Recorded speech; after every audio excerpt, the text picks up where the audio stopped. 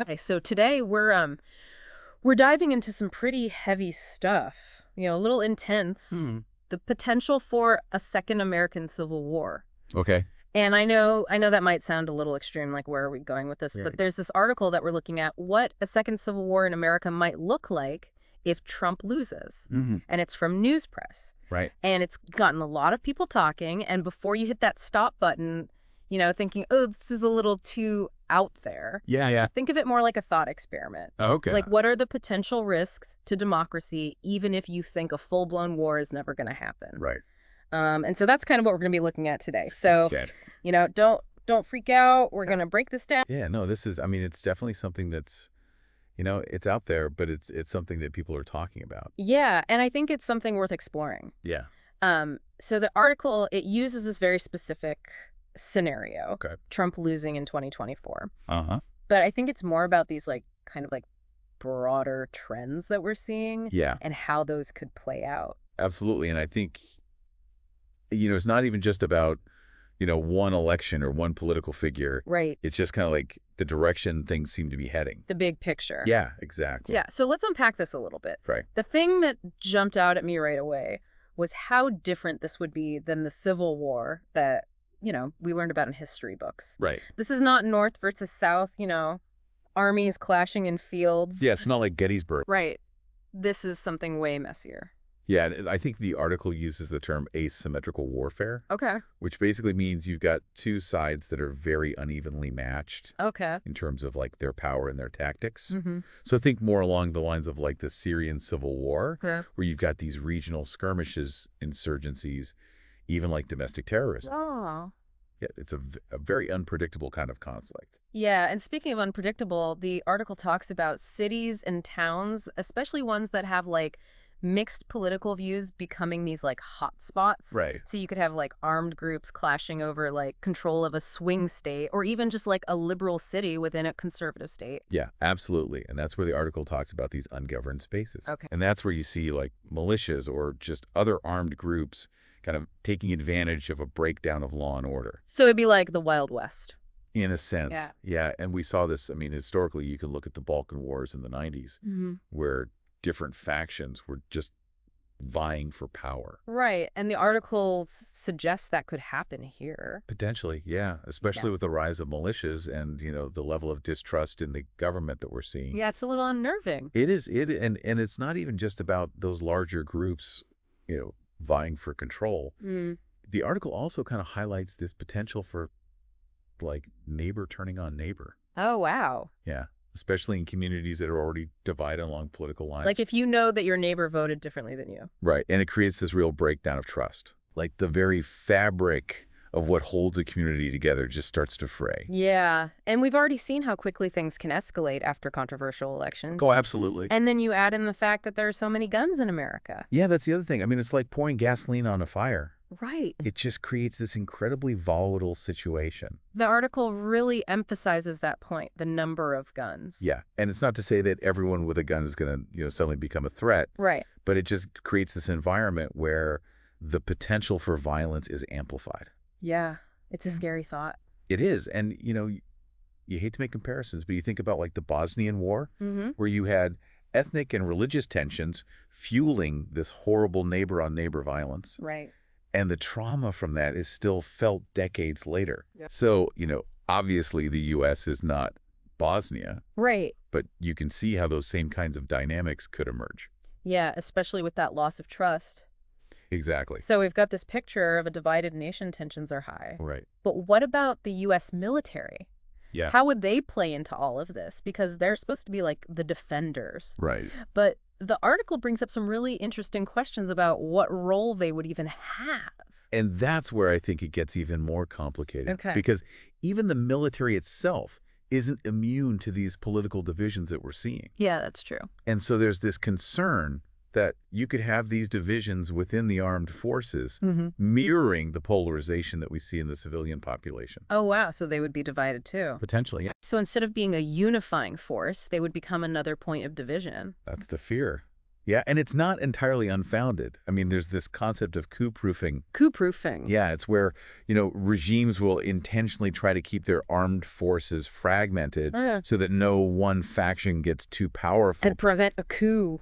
Exactly. And now the U.S. system, with its emphasis on civilian control and, this kind of decentralized structure, like you've got the National Guard that's under state control. Right. It's designed to prevent coups, but in an extreme scenario like this, it could actually make us more vulnerable to those internal divisions. Wow. So the safeguards that are supposed to protect us could actually backfire. Potentially. Yeah. It's a scary thought. So you're saying that some factions within the military, maybe the National Guard, or even some active duty units might actually side with specific groups. It's possible. And that's something that security analysts are really starting to worry about. Wow. Because you're not just talking about a breakdown of civilian order anymore. Right. You're talking about the fracturing of the most powerful military in the world. That's a terrifying thought. It is. And, we have historical examples of this. Yeah. Right? I mean, history is full of military coups and civil wars where the armed forces split along ideological or ethnic lines. Right. And at the end of the day, every soldier, every general is an individual with their own beliefs and loyalties. So what you're saying is if this were to happen, it wouldn't even be a clear-cut two-sided conflict. It would be very messy. It would be incredibly complex and constantly shifting. I mean, just imagine trying to navigate this tangled web of regional conflicts, ideological battles, constantly shifting alliances, all playing out on a national scale. It would be chaos. Pretty much. Okay, so we've got this potential for a very messy, very complex conflict. Yes. What would that even look like on the ground? Like, what could we expect to see? That's what we're going to get into next. Okay, so we've got this potential for a very messy, very complex conflict. Yes. What would that even look like on the ground? Like, what could we expect to see? But it's not going to be like, those big battle scenes that you see in the movies? Yeah. Two huge armies facing off. Yeah. The article kind of paints this picture that's almost more like a constant simmering conflict with these smaller scale skirmishes happening all over. So almost like a guerrilla war. Exactly like a guerrilla war waged across the entire country. Wow. So we're talking about like militias and armed groups using those kind of hit and run tactics. Exactly. Things like bombings, targeted assassinations, maybe even cyber attacks. Cyber attacks. Okay, now that sounds like something out of a movie. Right. What do you mean by that, like trying to crash the internet? I mean, that's just the start of it. Imagine, like, coordinated attacks on power grids. Oh, wow. Knocking out electricity for entire cities or attacks on financial systems. So, like, people couldn't get their money. Yeah, like freezing bank accounts, bringing commerce to a standstill. Wow. And then you've got the potential for disrupting communication networks. Oh, man. So, like, no cell phones, no internet. Right, creating this widespread panic and chaos. That sounds absolutely devastating. It would be, and the thing is, these aren't just, minor inconveniences. Right. This is the kind of stuff that can bring a nation to its knees. Yeah, it's crazy. And then on top of all that, the article talks about just the economic fallout. Well, yeah. It would be unlike anything we've ever seen. It would be an economic catastrophe. For everyone. Not just for the U.S. I mean, globally, this would be huge. Really? Yeah, the article even mentions the possibility of a collapse of the U.S. dollar. Wow. Which is like the foundation of the entire global financial system. Right. I mean, the U.S. dollar is pretty much the world's currency. Exactly. It's easy to forget how interconnected everything is. Right. You think about, like, America first, but it would be America impacted most. Exactly. I mean, global markets are so interconnected these days. Yeah. A major disruption in the U.S., which is, the world's largest economy, right, it would send shockwaves across the globe. So what would that look like? I mean, you're talking about a complete halt to international trade. Wow. Widespread panic among investors. And then a global recession. Oh, easily. Potentially even a depression on a scale we haven't seen since the 1930s. It's just bleak. I mean, and that's even without considering all the human cost. It is a bleak picture, no doubt about it. The lives lost, the families torn apart. And just the psychological toll, I mean, on a nation that's already so divided. Yeah. But, this is exactly why we need to be having these conversations. Right. Because the goal isn't to be alarmist. Yeah. It's to understand the potential risks so that we can hopefully find a way to pull back from the brink. Right, because it feels like once it starts, it's almost impossible to stop. Exactly. It's much easier to prevent than to try to fix it after the fact. And another thing that the article touches on is how this wouldn't necessarily stay within America's borders. Right. it explores how a second American Civil War could actually spill over into the rest of the world. Absolutely. So how would other countries react to something like that?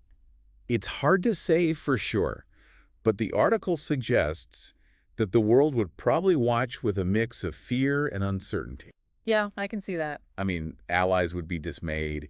Adversaries would probably see it as an opportunity to exploit American weakness. So it would throw the whole world into chaos. Potentially. And just imagine a world where the United States, Yeah. the country that's supposed to be this beacon of democracy, Right. is consumed by internal conflict. It would be like watching a superpower crumble. Yeah, and it would be a huge blow to the idea of democracy itself. For sure. And, it would embolden authoritarian regimes around the world. So like the bad guys win, In a sense, yeah. and then in that power vacuum, who knows what would happen? Right. All bets are off at that point. This is heavy stuff. It is. And it feels like there aren't any easy answers. There aren't, but they're questions we can't afford to ignore. Right. And that's kind of what we're trying to do here today is just... Yeah, raise awareness. Yeah, shed some light on these uncomfortable truths. Exactly, because knowledge is power, right? Exactly.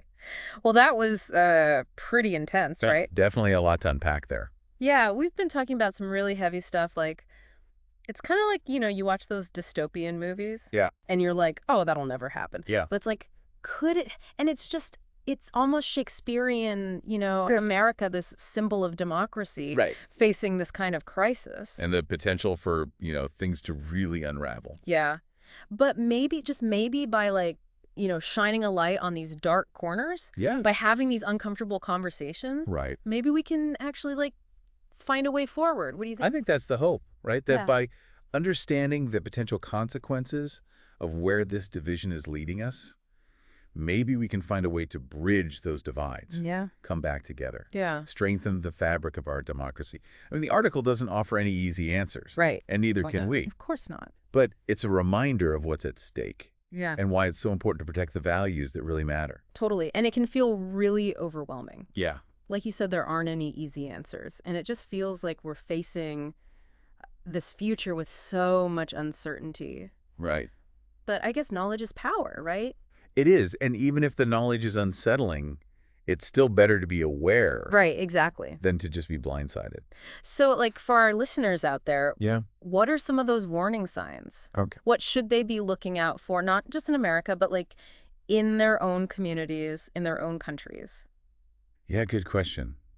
I mean, every situation is different, of course, Right. but there are some common threads. And I think, the biggest one is probably the erosion of trust in institutions. Okay. When people lose faith in their government, in the media, in each other, that's when things start to get really dangerous. So it's not just about who you vote for. Exactly. It's bigger than that. Right.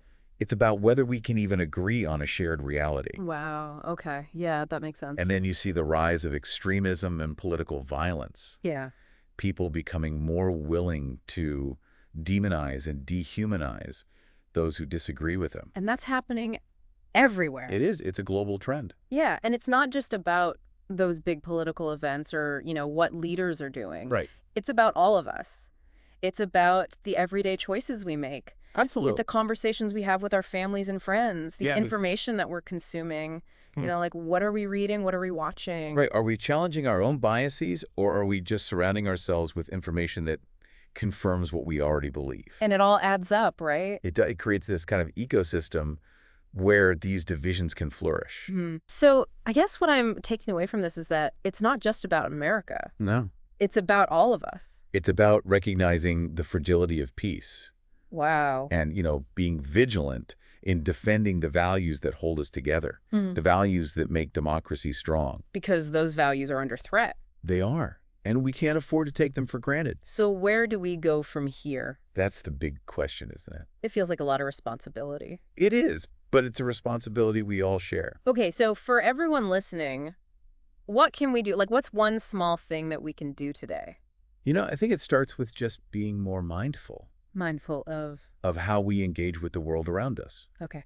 Like when you encounter someone who has a different opinion, do you approach that conversation with curiosity or with anger? Do you try to understand where they're coming from, or do you just shut them down? It's easy to just shut people down. It is, especially these days when everything feels so polarized. Yeah. But those small acts of bridge building, They really do matter. So it's like choosing hope over fear. In a way, yes, it's about choosing to believe that we can be better I like than that. what we're seeing right now.